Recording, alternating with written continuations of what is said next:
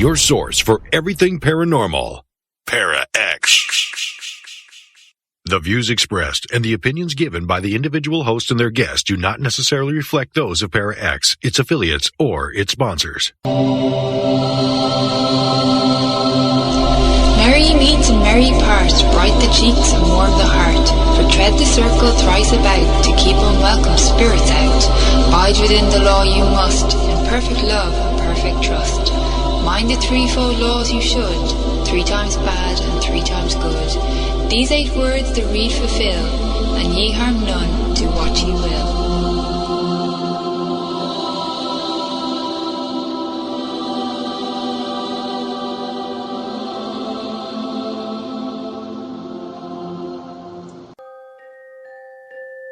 Welcome to Stirring the Cauldron on the Para-X Radio Network.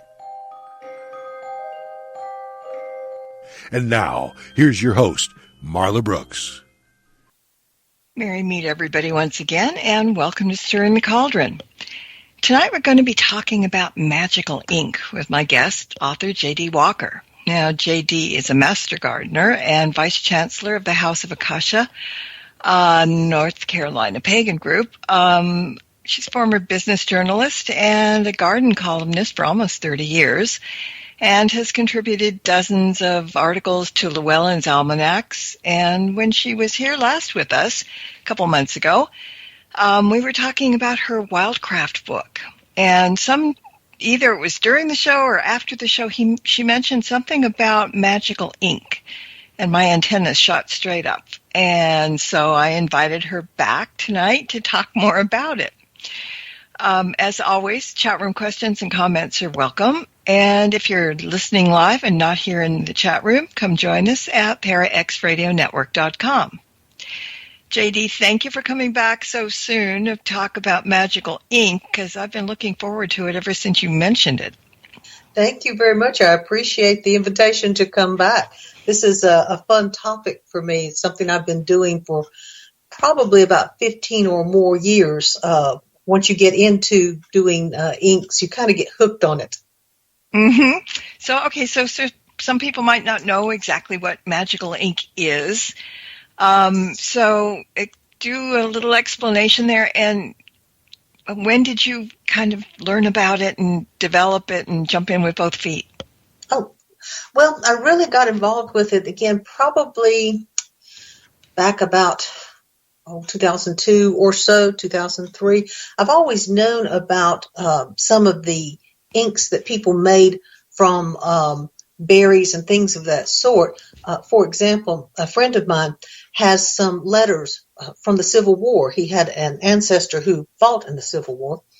And according to my friend, what the soldiers would frequently do, because they frequently did not have the materials right at hand, the quills and the commercially made inks, is they would go into the fields around them and get berries of some sort, pokeberries if they were in season, blackberries, whatever berries they could find, mash those up in a cup, sharpen a piece of wood, and that's what they would write with.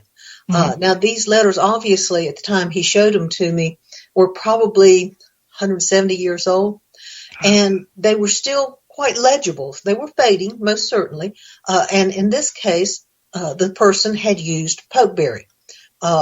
A lot of people have heard where I grew up of using pokeberry ink. Not very many people made it, but they were at least aware that that was something the old folks used to do.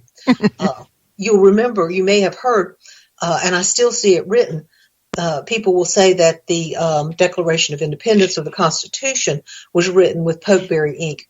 That isn't true. It was written with iron gall ink, which is another fascinating topic. But pokeberries were certainly around and certainly abundant at certain times of year in my area, and people made full use of them. So knowing that got me curious from the standpoint of kind of like folk art. And then when I got into my magical practices, it was just a very easy step to go from your basic homemade ink to enhancing it to make it a magical ink. And the way you do that is through timing or through the things that you put into the ink. And we can talk about that a little bit more as we go in through the show. Mm-hmm. Because I'm reading up on it, and there are various types of magical ink, like dragon's blood, magic spell ink, money green magical ink. I mean, there's probably hundreds of inks, no matter what you're looking for. But if it's someone that's never used it before, is there kind of a specific type for newbies? Like, okay. Well, you can start out with just a very basic ink. For example, there are a lot of commercially made inks. Early on, I bought some. This was called a dragon's blood ink. I don't believe it has any of the dragon's blood resin. I don't know if your viewers can see that. There's a bit of a glare. No. But a commercially made ink, this is a very old bottle, and you can see it's about gone. And it's just a very basic ink without any quote-unquote flavorings in it. You can start with a basic iron gall ink. Again, basic black ink. It's obviously made from the oak tree, so it gets some significance there. You could do soot lamp ink if you have lots and lots of patience. What you want to do is take a spoon or some metal instrument, light a kerosene lamp or a candle if you have nothing else, and literally hold it over the flame until it accumulates soot.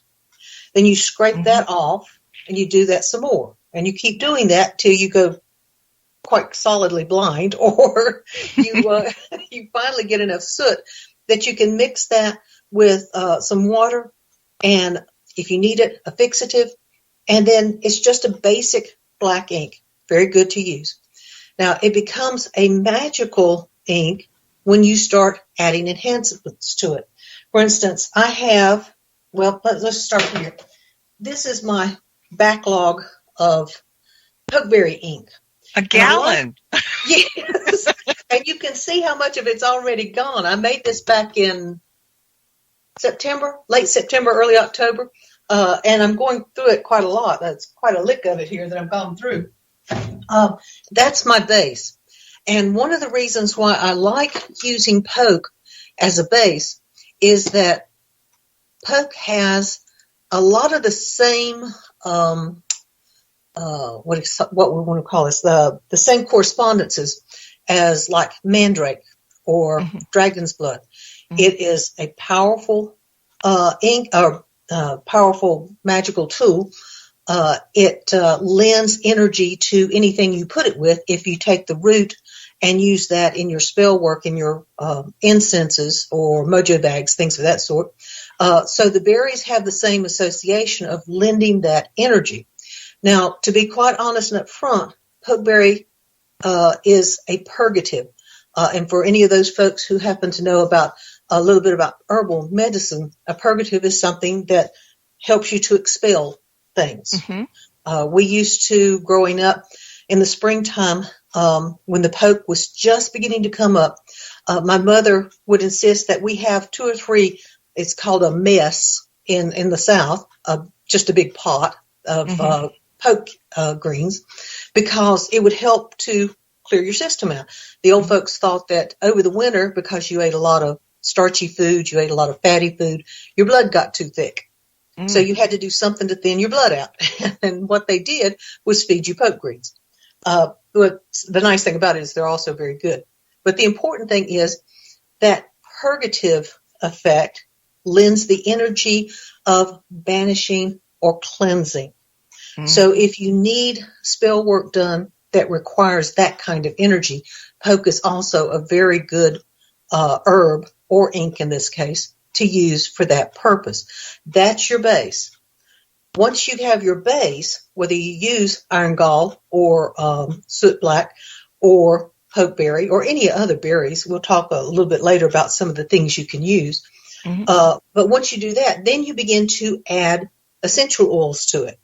And it's better in this case to use essential oils as opposed to plant materials, because it's already an organic solution. So you don't want chunks of other things blended in there. That's going to interfere with how well the ink actually moves from your quill or from your pen. So we use essential oils. And you mentioned, for instance, dragon's blood. So here's one of my little containers of dragon's blood. And all this is about 5 ounces of dragon's blood, pokeberry ink, to which I've added a thickening agent, and then I've added anywhere from 4 to 6 drops of dragon's blood essential oil. And that gives it not only the strength of the pokeberry, but it gives it the energy of the dragon's blood. When you talk about bat's blood, by the way, dragon's blood is a good general purpose ink if you make your own or if you buy it online somewhere. Mm-hmm. It's good for general purposes of any sort. If you are doing good work, prosperous work, or, again, as we get into it, sometimes people need to do more baneful work. That's a good one to use. Bat's blood has a little bit of dragon's blood in it, and it also has cinnamon in it. Bat's blood is almost always used for dark purposes. Obviously, creature of the night, that's the association it has. The dove's blood, which is another popular one you find out there, is the base with cinnamon and myrrh for the loving energy, the healing energy, things of that sort. Mm-hmm. So that should lead your listeners to understand that you can adjust your inks to very specific purposes. For instance, if I wanted to make an ink that I would only use mainly in healing, I might want to use rosemary essential oil, juniper essential oil, any of the healing essential oils that I would use for general health care could be used in that ink. And then that ink set aside to use strictly for that kind of spell work or that kind of ritual work. You can begin to draw some associations by combining things. For instance, if I wanted to, and I've done this sometimes, if I wanted to make this a darker, blacker ink, I might actually use some of the oak galls.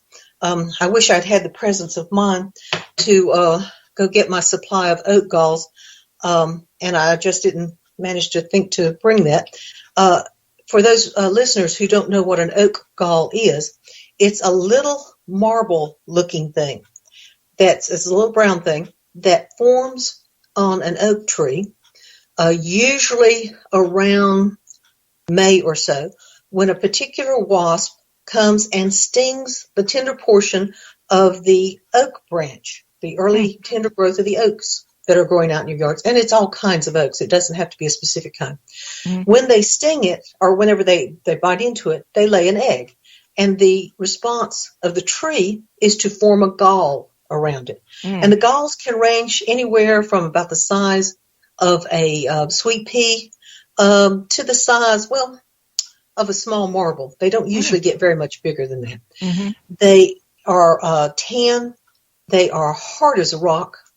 And then usually around August, September, in that period of time, the wasp will hatch out, and you'll see a little tiny hole where the bug has come out of the gall. The gall will drop off. So what I do as I walk through the woods that time of year, anytime I see these little balls laying down on the ground, I gather them up. When you crush them, there's a lot of tannins in there. The minute you add a fixative to it, like alum, after you have cooked these in enough water, usually just enough to cover the galls themselves after you've crushed them up, the minute you add some alum to it, it immediately goes black. It's a very interesting process to watch. So if I wanted to make this an even stronger magical ink for dark purposes, I might add some oak gall ink to that to improve the energies there. Yeah, I mean, 30 years as a garden columnist, you know your plants and stuff. There's a question in the chat room from Kat. She says, poke is toxic unless treated properly, is it not? This is an interesting question that comes up, and I'm frequently asked this, and I write about it in my book. That's one of the common plants that we talk about in The Witch's Guide to Wildcraft. Poke has, I believe they're called oxalates in it, and some saponins in it. When you are eating poke, eating the plant, You usually get the young leaves, usually no more than about 6 inches long, and you get, as I say, a large mass of them. We called it a mess, enough to go into a pot. Put water in it.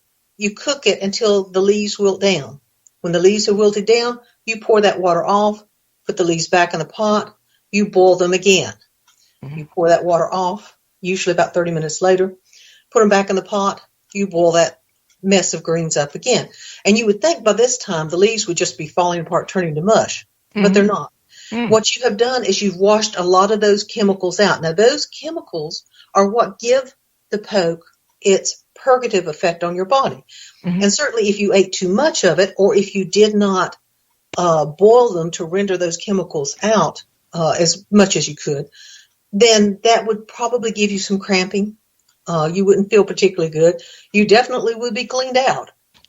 But it will not kill you. I mean, you literally would have to sit there and chew on the raw leaves. I can't imagine how many you would have to eat in order to do some serious harm. And certainly if you were force feeding some kid that many, then it certainly wouldn't be good for the kid. But frankly, you couldn't do that.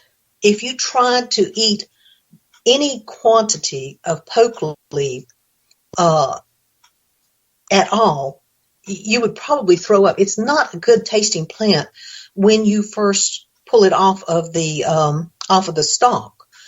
So it has to be boiled. It has to be boiled repeatedly.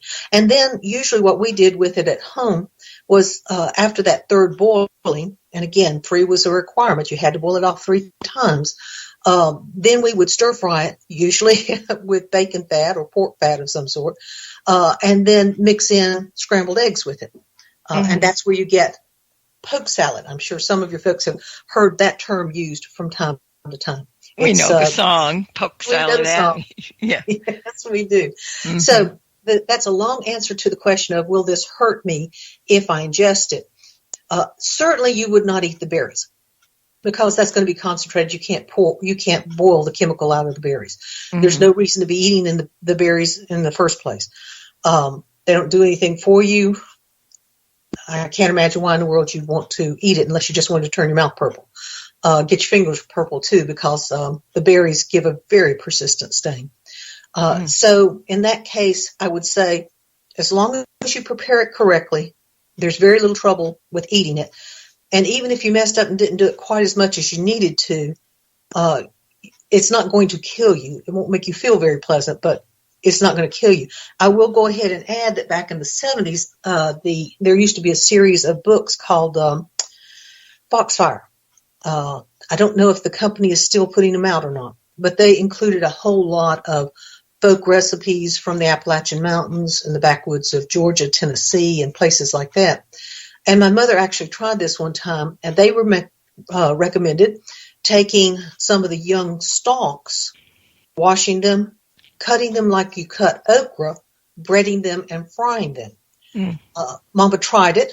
We tasted it. Wasn't good. So that was the last time we ever got around to eating that. But again, didn't kill us, didn't hurt us. It just wasn't a very pleasant meal. Certainly not as good as a good bowl full of poke salad. Yeah, well, she said that some sources say simply collecting it at the wrong stage can be toxic. So, That's an interesting point. We were always told growing up that you get the spring herb. And again, notice that I said you pick the young leaves, about 6 inches long. The old folks said, when I was growing up, once the plant sets flower, you don't eat it anymore. You don't pick it anymore. Because by that time, of course, it's getting more and more of those chemicals that are going to have that bowel movement effect on you. So the leaves would be tougher. They would be more filled with those chemicals, and probably would be harsher on your system. As far as handling the plant, would you absorb it in your skin, through your skin that way? No. Now you will find, and I believe Susan Weed actually mentions this, that, and I hesitate to even mention this because I don't want to give people the wrong impression. The root does have some benefits in herbal medicine that is supported by some scientific research for help with certain cancers. But there is certainly a large concentration of the chemicals in the root, and some people will have a problem with contact dermatitis from just digging and handling the root. So if you want to harvest the root for your magical work, I would strongly suggest that you wear gloves whenever you dig the roots up, and as you are processing the root, wash it really good to get all the dirt and such off. Go ahead and chop it up, because if you wait for it to dry to chop it up, you'll never be able to chop it up. It gets hard as a brickbat. But go ahead and chop it up. And while you are handling it, while it's in that fresh state, I would certainly wear gloves if you had any concerns whatsoever about contact dermatitis. I've never really had any problem with it, but my experience wouldn't be someone else's experience. Some people may be more sensitive to it. Yeah. I'm sitting here and I'm thinking, let's see, how far does it go back that people even started using ink?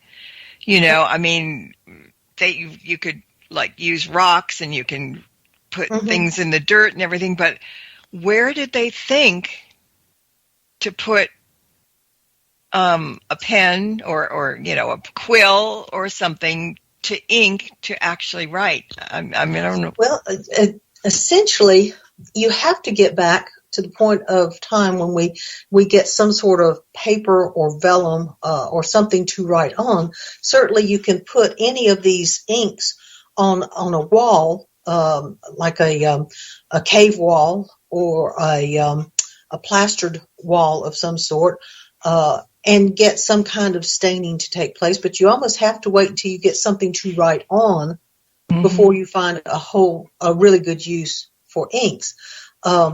So I would say easily you go back into Babylonian times, Egyptian times, and people realize that if I wanted to make a permanent mark, for instance, on papyrus, I can do that by using inks, or of course they were also developing what would more properly be called paints, that would be a little bit more resilient, made with oils and minerals, colored minerals. Certainly we're familiar with the concept of using the crushed, colorful beetle shells in order to use paints and things. But certainly by the time they were able to develop paper or things to write on, they were developing inks of a variety of whatever they happen to have around. Indigo is a common plant in the Mediterranean, I believe, that if you use the leaves, you can get a pretty kind of bluish purplish ink out of it. So while they would not have been working with pokeberries, I'm sure they had plenty of other different fruits and roots and things of that sort to make different colored inks out of way, way, way back in time. And I wonder who the wise guy was that decided to pluck a feather out of a bird to make sure that, and sharpen a quill. I mean, of all things, who sat there and said, now we need something to write with. All right. Feather. What you need is something that has a hollow tube, and of course you can do this with reeds. Sure. But we've got lots of feathers, and the birds are always throwing them off anyway. So if you can find a large enough feather, this is just happens to be someone colored a goose feather. But you see, it's got a ready-made reservoir to hold the ink. Yeah. It's already a hollow tube, and sometimes you will. I don't have anything small to stick in here. Sometimes you have to use something, a piece of wire, to go into the quill like this, because there might be a little pith in there. So you can work that out with a wire or some sort of straight metal tube, tongue type thing, to get in there and make your reservoir hollow. And then when you dip it in, this happens to be a pretty good one. I can show you. I played around a little bit. My friend loaned me one of her inexpensive ink pens, and it has what's called a nib on the top. She has several different ones. These have broader tips there. I'm not sure if you can see those, but I played around with it a little bit. If you can again, I don't know if that's going to be too much glare or not. You can see some of the varieties of printing I've got. This was done with my quill, and again, I'm much more comfortable working with the quill than I am the nibs. You see, I can get a nice fine line on there to write whatever I want to write. Mm-hmm. The thicker lines were made with the nib. And I also wanted to show you something else here. I happen to have just a tiny little bottle of ink that I made. Oh my goodness. This ink is probably 7 or 8 years old, or this is what's left of some that I made 7 or 8 years ago.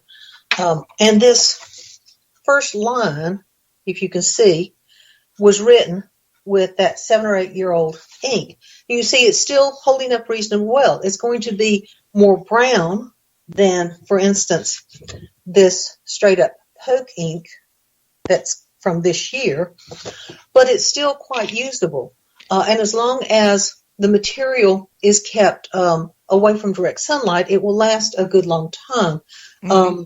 This particular line was ink that I made this year. You see it's a little darker, got a little tinge of red to it, or purplish color to it, more so than the top line. And then just as by way of comparison, that bottle of commercial ink that I showed you, again, it's every bit of 10 or 15 years old, holding up very well. It will hold its color longer. That's the nice thing about the organic inks, is that they will fade.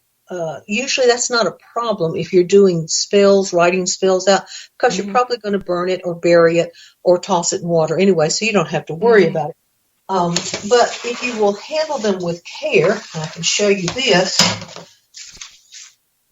This, again, is from one of my books, and I apologize for the lighting, but you can see that this was written about 10 years ago, still quite legible.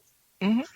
And what I will want to do, probably this year sometime, is go back over that and touch it up, because this is my spell book or book of shadows, whatever you want to call it. Yeah. And I want to keep these particular spells. So I might want to go back over that trace it over again with this year's ink in order to maintain it. But I'm not worried about it going very far anytime soon. It will still be around for a good long time. That's funny, because one of the things that when I was looking around, I was reading about making invisible magical ink. And they said that you use lemon juice, and with a quill pen or a paintbrush, you write a message on a parchment paper and you let it dry. And as the liquid dried, the message disappeared. And to reveal the hidden message, you simply held the parchment over a heat source, like a candle or a light bulb, right? Exactly. And if you have something like that you need to have hidden so that no one would know to look for it unless you told them to look for it, that's a very good way to do it. I remember doing that in elementary school, where we wrote with magical ink using the lemon juice. That was a lot of fun, but not a lot of staying power to that sort of thing. No, I mean, I was just kind of, here you're talking about fading and whatever, and all of a sudden I read that thing about the invisible ink, and that's interesting, because if you were using lemon, and some people don't make this association, lemon would be used to write love messages. So you could write, because lemon has the love correspondence. It's not, people look at it and say, oh, it's yellow, it must be associated with the sun. It's not. So you can write your little love notes and send them to your loved one, and he or she knows to hold it up to a light to see what sort of love message you've sent them. Oh, that's very cool. I don't know why I'm giggling over it. It's just kind of something I never really thought about. And and I can see, I guess my childhood was not as educational as it should have been, because, I think lots of kids know how to do that. And to me, it was just like, oh, wow, I'm sitting there reading this. I got to try it. Got to get some parchment. So. Oh, it's lots of fun to do. Now, when you're making the inks, just to go over the process of it. I think I'm gonna take a break first. Sorry. No, that's okay. Yeah, it'll be a good thing to come back and talk about that. All right, so everybody stay put. Grab a lemon and think about invisible ink, and we'll be back in just a couple of minutes. Stirring the Cauldron will be right back, so don't go away. If you end up with webbed feet, remember, you've been warned.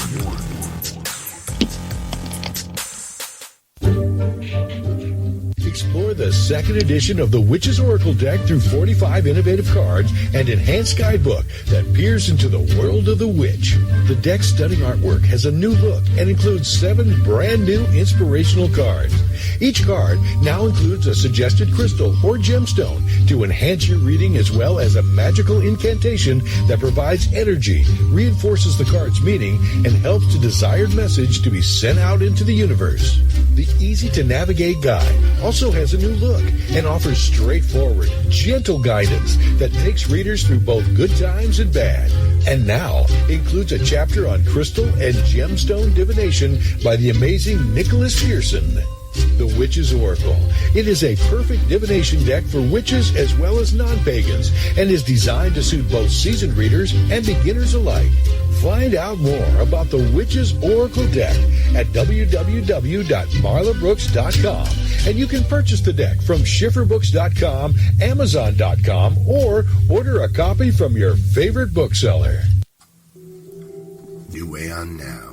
News and discussion of the metaphysical, the occult, the paranormal, and much, much more.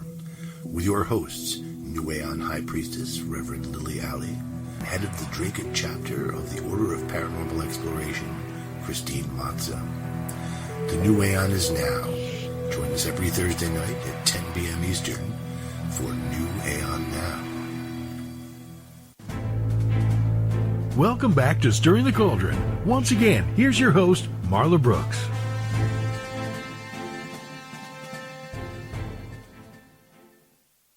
And my guest tonight is J.D. Walker, and we're talking about magical ink. And I just want to say, we didn't mention this, but some people might be taken aback by this, but magical ink, when you're talking about dragon's blood, when you're talking about dove's blood, when you're talking about any kind of animal's blood, no animals have been harmed to make this blood. I mean, Yes. They just call it, I wonder why they call it. Well, dragon's blood, we know. And I saw something about butterfly's blood. Now, that was really interesting. Yeah, I think this question comes up periodically. Do you believe that when the original people were making these various and sundry spells and said, use, for instance, dove's blood ink, or dove's blood to write your message or make your sigil or whatever you were doing, were they really using dove's blood? Or were they really using bat's blood or cat's blood or whatever the animal they were calling for? And quite honestly, given the human's evolution, it wouldn't surprise me in the least if several thousand years ago they were using literal animal blood. The idea being that blood is life essence. Blood is energy in and of itself, whether it's human blood, and we have spells where they talk about pricking your finger and signing your name with human blood. That was a very powerful element for people. But over time, when they had less access to these sorts of things, you started to find substitutions.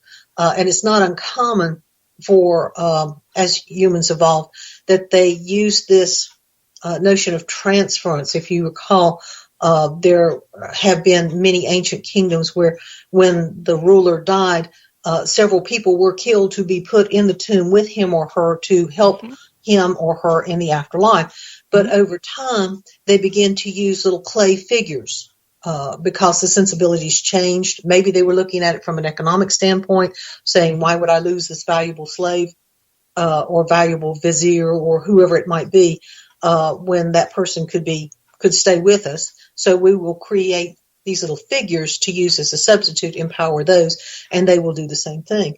And I'm sure that that's part of the sensibility that came about with people saying, I can't get doves to make my dove's blood ink.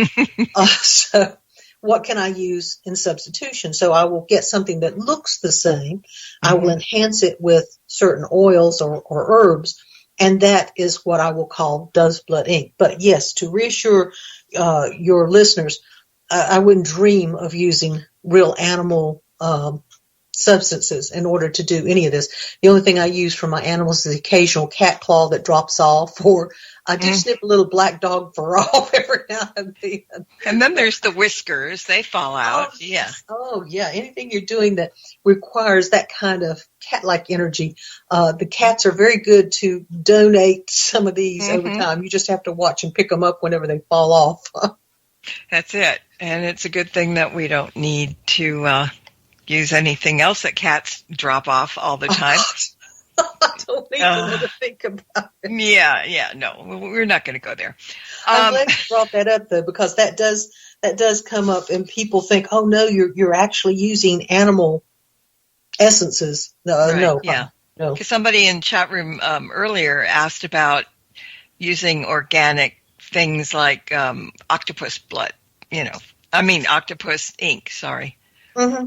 Well, certainly something that would discharge from the animal, because I have heard in Stragan, I think it is magic, Aurelian magic, that because they had access to it, that was something that could be used. And it's something that the animal can give off without necessarily being killed. Now, that's not to say that some people didn't go out and snatch up some octopus and grab the ink sac.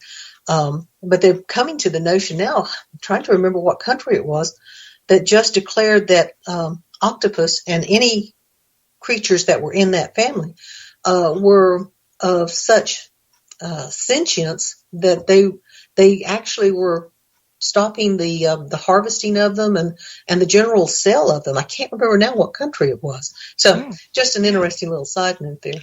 Yeah. Now you were going to talk to us about how to make and prepare it, but there's one question that I was going to ask, and if it didn't slip out of my mind really that fast. Oh, here it is. Magical ink can be found in most occult stores as well as places like Amazon.com. Exactly. But making it ourselves, my guess is that when we make our own magical ink, it's probably more powerful than those that we can get commercially. Am I correct? Exactly. Okay. And there again, as we mentioned the first time I spoke with you, one of the reasons for my writing the book that I wrote is to help people understand that they don't have to source materials from exotic places. They don't have to rely on going to a store to get some kind of herb, for instance, to help with prosperity. Mm-hmm. They have that material in their yard. And when you collect it respectfully, process it correctly, store it correctly, charge it correctly, whether you're talking about herbs or inks or whatever you're talking about, making your own tools even for that matter, you are putting your energy in it. You're concentrating on putting your needs into that particular material and storing it there like a little battery, so that when you need it to write that prosperity spell or to write that healing spell or whatever it is you happen to be doing, of course you're going to charge the work while you are doing it, but you've got a head start because you've already charged that ink. You made it yourself. You know what energies you put into it. I don't want to get on too much of a bandstand about whether or not this stuff was made with petrochemicals or what they use to come up with it. But I suspect it probably was, whereas I know mine is organic. It comes from the earth. It will go back to the earth. It won't harm anything in the meantime. So I feel much more comfortable making my inks or gathering a lot of my own herbs so that I know where they came from, how they were handled. I know they are handled respectfully, stored respectfully, and charged correctly because I did it. Mm-hmm. Is there like a list of things, like different properties of things? You can look up incense and essential oils and get the properties of them. If somebody wants to make their own magical ink, and aren't familiar with certain properties, is there like some kind of a list or something that would be the same like you would get with incense? Well, you can certainly use, for instance, in this book, in the Witch's Guide to Wildcraft. Okay, I found this on the web for like Siri just jumped in. All right. That's all right. Siri had his 2 cents too. Scared the hell out of me. The inks, or excuse me, the plant material that will lend an energy to your ink, or excuse me, the correspondences to the plant will lend that energy to the plant. So, for instance, if we are using the poke as an example, we know that if we look at the correspondences for poke, that it is an uncrossing type of plant. It's an energy lending plant, so it will give those energies to your inks. If you are talking about walnuts, for instance, we know that that's a particular witchy type plant, that it has associations that will give strength to your inks if you're making inks out of it, and give staying power to your magic. So the qualities of that plant, if it is something that will give you color, because obviously some plants won't give you enough color to do anything, it will lend that energy to your ink. So the answer to the question is, look up the material in my book or Scott Cunningham's book, or if you have a reliable source on the internet that you trust to give the correct correspondences for the plant.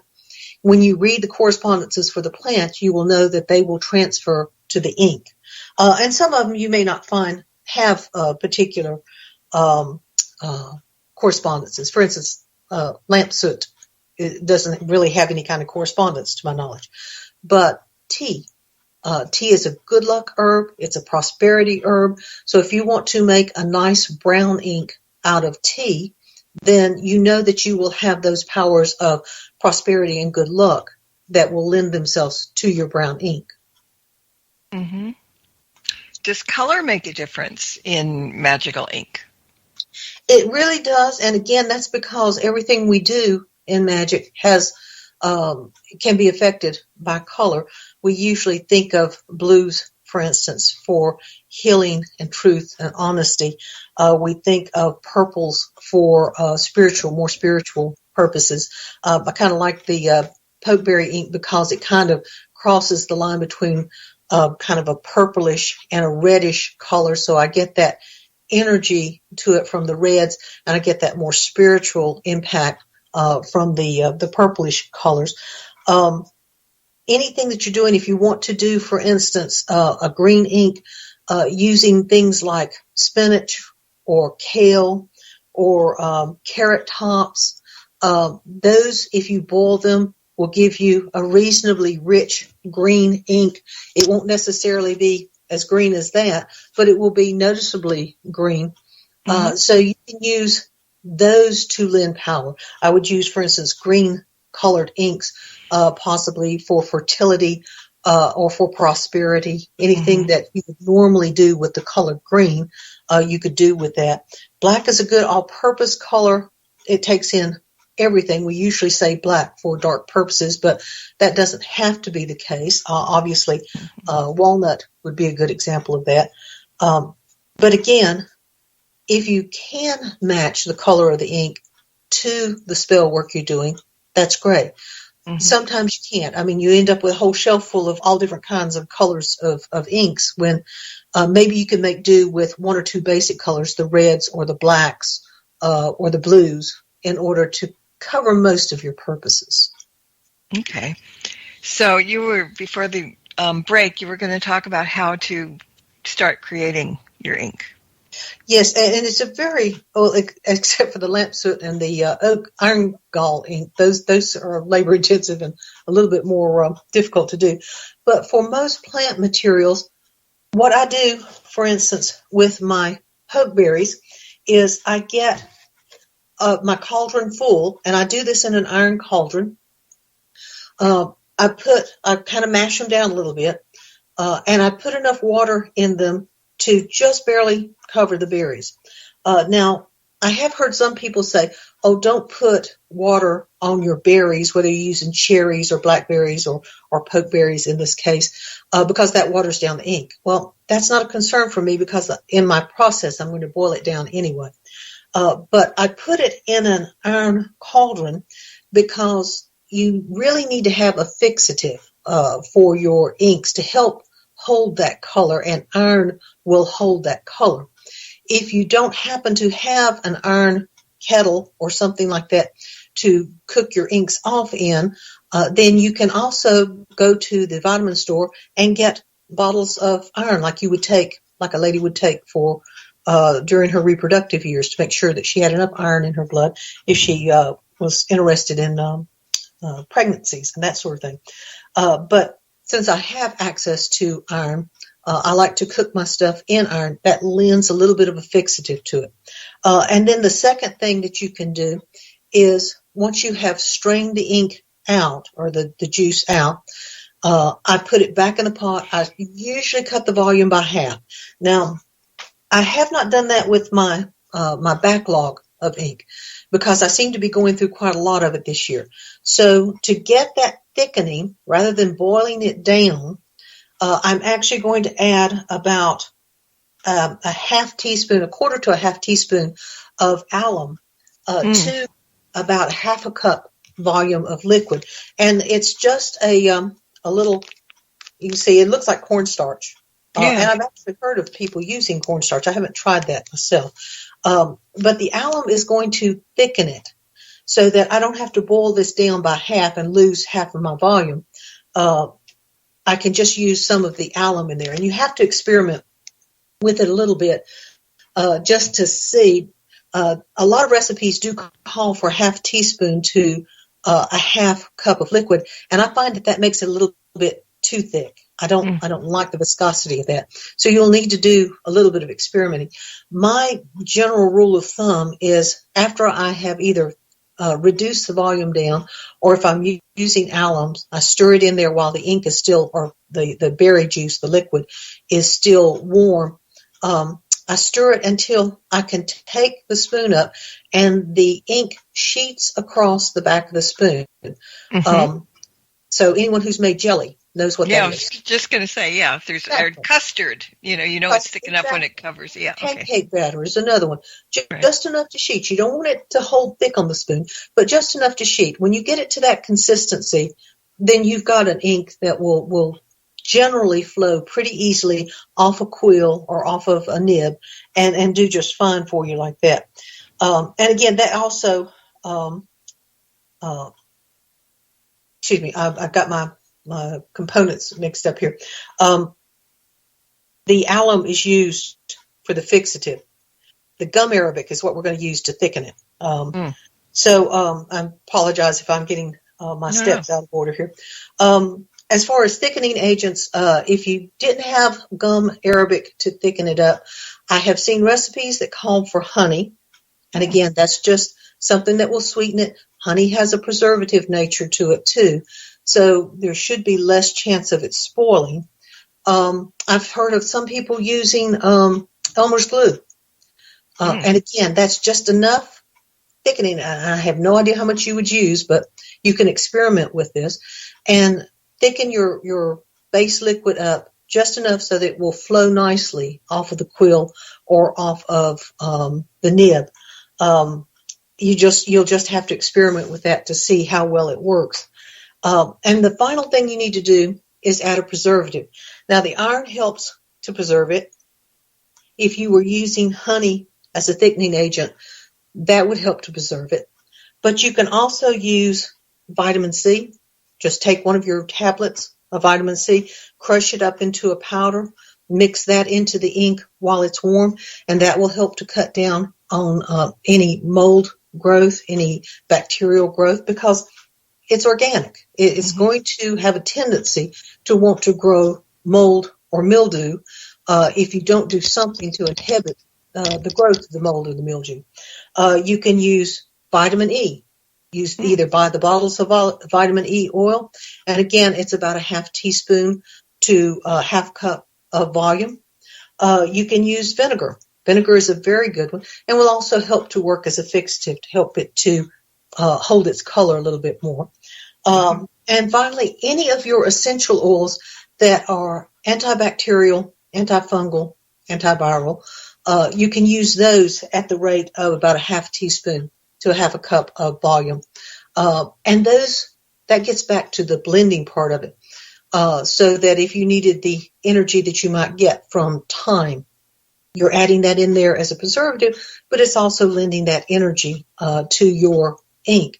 So any of those essential oils, that would be thyme, oregano. You can use the oil of the olive leaf. I would not use olive oil, but olive leaf essential oil would be a good antibacterial. Tea tree oil, all of those are good things that inhibit the growth of bacteria, mold, things of that sort. And finally, although this has been sitting in a little cabinet that I have back in my ritual area, it's never been refrigerated, and it's held up just fine with just the preservatives that I put into it whenever I first made it. Until I actually blend my base ink, I'm going to be leaving that in the refrigerator. That's just an extra added step to make sure that I don't have to worry about going to pour it out 2 months from now and realizing that it happens to have grown mold. So that's another step that you can take to keep your inks from spoiling. And that will be something that as you get experienced with making your own inks, you'll realize what sort of controls work best for you in your particular environment. Yeah, I mean, it's so fascinating. When are you going to write the book of recipes? I haven't thought about that. I'm still trying to finish the book on the trees. Well, okay. I'll give you a break. But yeah, because, I mean, it's probably not complicated, and probably, there's a lot on the internet that you could find and steps taking and what to do and what to use. But if it's a reliable source, you don't know. Now, we know that you're a reliable source. So, in other words, that has to be your book after this one. I think I'll get to work on that next. Yeah, I think you should. The encouragement. So, and again, it's probably like trial and error as you get going. I mean, I'm sure your first batch might not have, been exactly what you wanted it to be. But, in time you learn. And if we're making our own spells, creating our own spells and our own inks, it's not something that you have to read from a book. Sometimes, it will come to you. If you have a knowledge of plants, if you have a knowledge of witchcraft, writing with quills. I mean, when I was a kid, the big thing was, and that was back in the dark ages, but we had ballpoint pens and all that, but in school, how everybody starts a trend, and they had those pens that that had the nibs, and you had that little thing on the side, and you could suck up the ink on that, and you could use that. And those were fascinating. And I'm just sitting here as you're talking about it and thinking, oh, my God, that would be so nice to have one of those nice, fancy old pens, old-fashioned pens. And every now and then I find because I'm bad to go through thrift stores, every now and then I will see these little sets where they have the little silver holder and a couple of little bottles, and there's this place where there used to be a quill, or there used to be one of the old fountain pens you're talking about. Oh, wouldn't that be nice to have? Yeah, and I always had a problem because I'm left-handed, and so every time I started to use the pen, with the liquid ink in there, I would smudge it. I would write it out, and my hand would just smudge it. And I was so frustrated, because I loved doing it, but I couldn't, get around to the point that I could get my hand up enough not to ruin what I wrote, but it was still fun.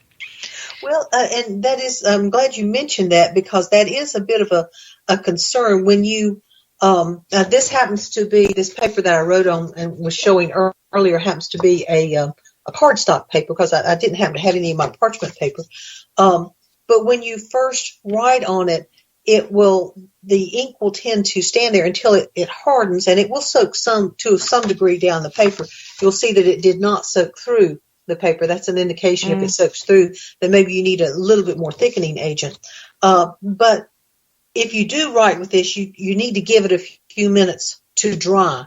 And I don't know if you recall, those inkstands that they used to have also used to have a pad, and it was a half moon shape. Yep. Usually some sort of wiki material. And after it had set for just a little bit, they would carefully roll over the written signature or whatever you happen to have written if you needed to get it out immediately to soak up the excess. So if you are using your inks, if you're using your inks, do make plans in your spell work or whatever you're doing to allow it to set and dry a little bit before you try to fold it up or put it away in your book of shadows or whatever you might be wanting to do with it, because otherwise it will smear. Yeah. This hour goes by really, really, really too fast. I don't realize that it's almost 60 minutes. Oh, my goodness. Yeah, almost. So, I think this is a good time to tell people about where they can get your Wildcraft book, and because things that they need to make ink is in that book. Exactly. Thank you very much, because for those who are interested, I do explain in a little bit more detail how to go about making the pokeberry ink, and I mentioned some of the other ones there. I believe, of course, will be a couple years in the future, so your readers or your listeners will have forgotten it. That is on the agenda for a future almanac article that I will be doing for Llewellyn to talk to folks about how to make various and sundry amounts of inks. Oh, and by the way, I want to add real quick, if you are doing these with Ostar coming up in about 3 or 4 months, once you find your materials that would make a good ink, those will also be good dyes for any of your egg projects that you happen to be doing for Ostar. But in the meantime, please do look for my book, A Witch's Guide to Wildcraft. You can find it obviously at Llewellyn, but you can also find it online at Amazon. And it's I'm very pleased to say it's in most major bookstores. Quite a lot of the pagan bookstores too. Thank you very much. Yes, good. I love it. Well, come back at some point. There's always good stuff coming out of your mouth and out of your brain. And so, we'll maybe talk about more Wildcraft. And when you get trees done, we'll do that too. That's really interesting. Thank you so much.